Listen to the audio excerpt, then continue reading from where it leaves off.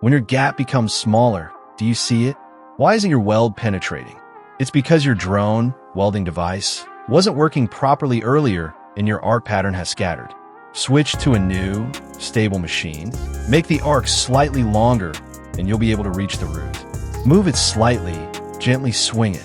Swing it to create an arc pattern on both sides of the joint. Like this, make a small groove.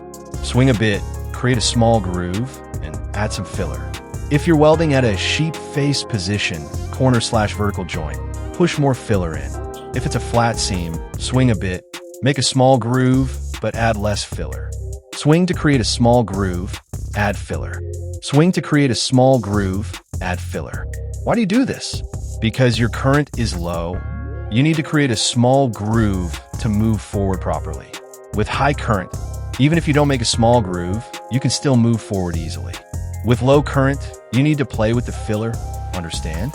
When you add filler, be precise, put it into the groove, not on the base metal. If you put on the base metal, it's wasted. Swing, add filler, swing, add filler. Keep an eye on the seam angle and the weld position.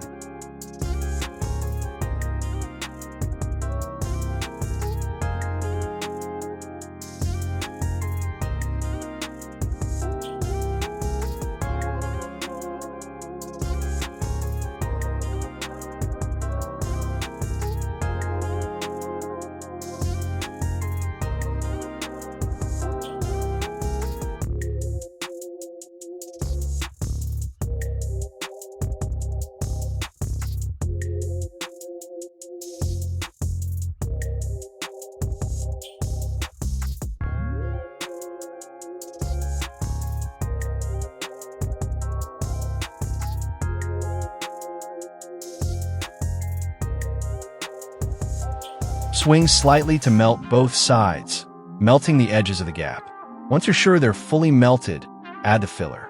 This way, even if the seam is small, you can pass the weld in the same way and avoid lack of penetration. If you want to fill more, increase the internal flow and add filler, but actually just leveling the inside is enough. Subscribe to Weld Master for pro welding tips, tricks, and tutorials. Don't miss out. Learn how to weld like a master. Collision.